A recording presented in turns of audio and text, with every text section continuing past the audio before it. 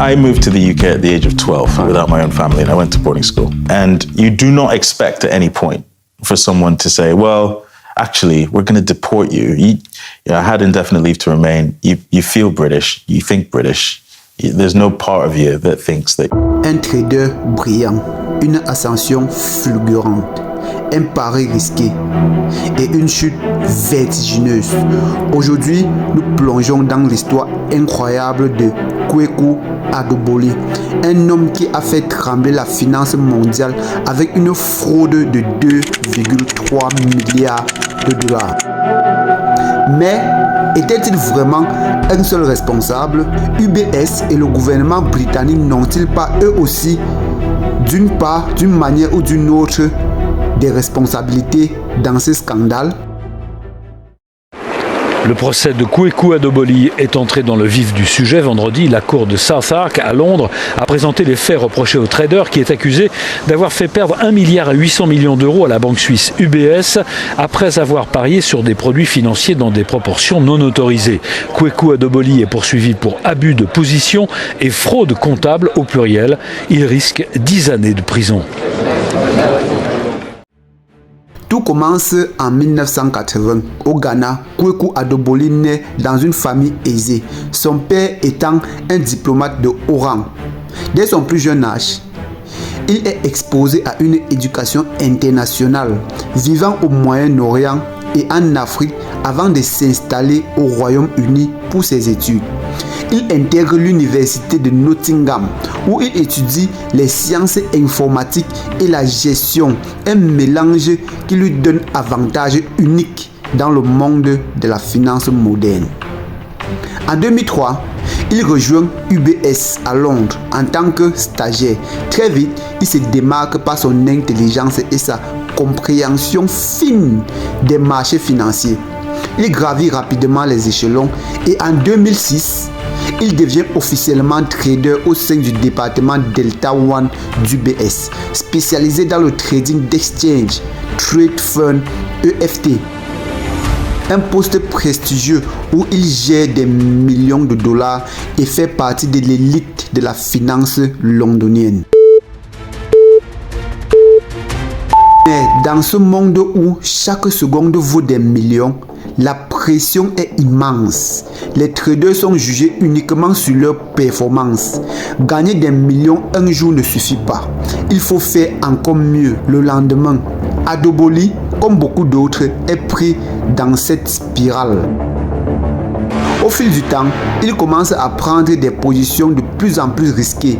Il spécule sur des indices boursiers européens, prenant des positions massives sur le DAX allemand, le CAC 40 français et l'Eurostock 50. Entre 2008 et 2011, il effectue des transactions atteignant parfois jusqu'à 10 milliards de dollars. UBS, pourtant doté de systèmes de contrôle interne, ne semble pas s'apercevoir de l'ampleur de ces opérations. Mais est-ce un oubli ou une politique délibérée? UBS encourage ses traders à prendre des risques. Tant que les profits sont là, le système de contrôle de la banque censé prévenir ce genre de pratiques ferme les yeux tant que l'argent coule à flot. Ce n'est que lorsque les pertes deviennent impossibles à cacher que la banque décide de désigner un coupable. Tout bascule en septembre 2011. UBS découvre une anomalie dans ses comptes. Les régulateurs internes s'aperçoivent que les chiffres ne collent pas. Après une enquête express, ils réalisent l'ampleur de la fraude.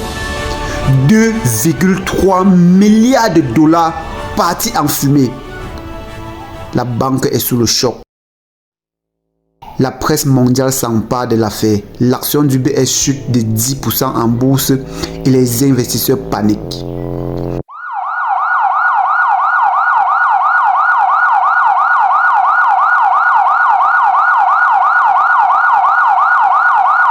Le 15 septembre 2011, Kweku Adoboli est arrêté par la police britannique à son domicile londonien.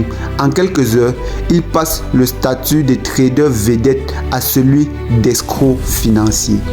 La nouvelle fait la une de tous les journaux.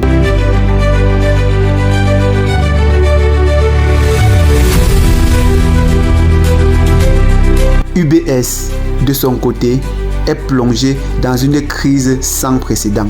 La banque perd des milliards de dollars en capitalisation boursière et doit rassurer ses clients et ses investisseurs.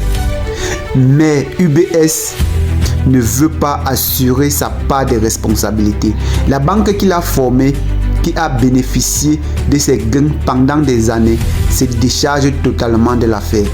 Elle se présente en victime, alors que ces systèmes de contrôle laxistes ont permis cette situation. Une institution aussi puissante peut-elle réellement être aveugle à des milliards de dollars de transactions irrégulières?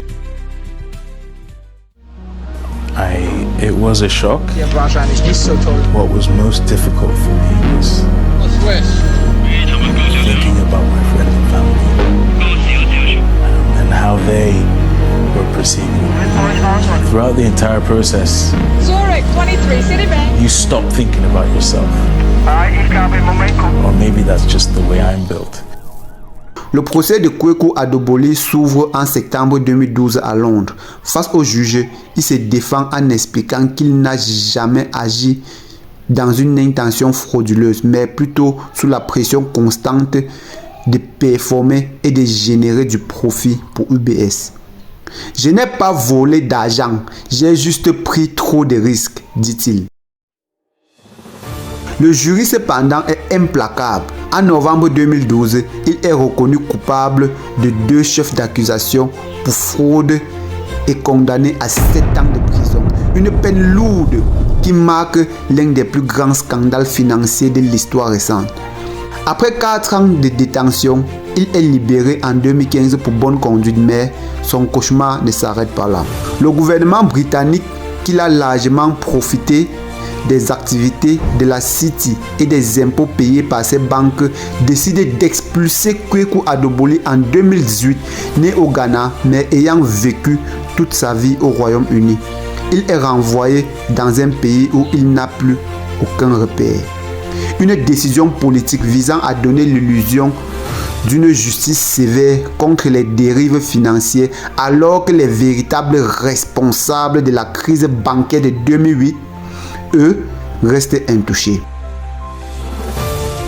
L'histoire de Kweku Adoboli est une leçon pour le monde de la finance.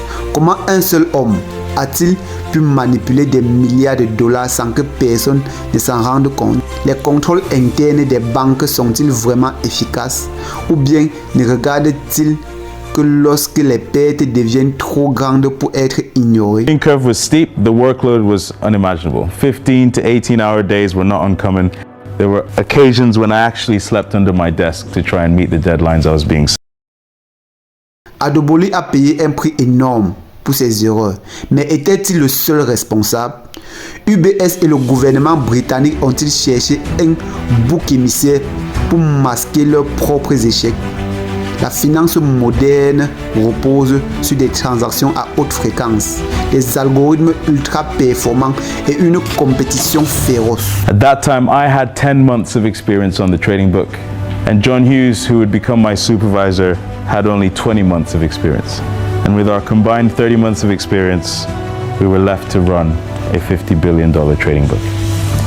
Tant que la pression pour générer des profits demeure, y aura-t-il d'autres Kweku Adoboli à l'avenir? Son histoire est fascinante car elle met en lumière les failles du système financier. Mais toi, qu'en penses-tu? Est-il une victime du système ou un escroc comme un autre? Laisse ton avis en commentaire. Alors, chers bâtisseurs d'Afrique, c'est la fin de cette magnifique vidéo. J'espère vraiment qu'elle t'aura plu. Si la vidéo t'a intéressé, je t'invite à lâcher un petit like, à t'abonner également si tu n'es pas encore abonné. Aussi, à cliquer sur la cloche de notification pour ne pas manquer nos prochaines apparitions. Si tu souhaites également que je développe d'autres thématiques ou alors je parle d'autres entrepreneurs qui ont impacté l'Afrique de façon directe ou indirecte, fais-le moi savoir en commentaire et laisse-moi ton avis. Dis-moi ce que tu penses de cette vidéo. Alors, chers bâtisseurs d'Afrique, À votre succès. Merci.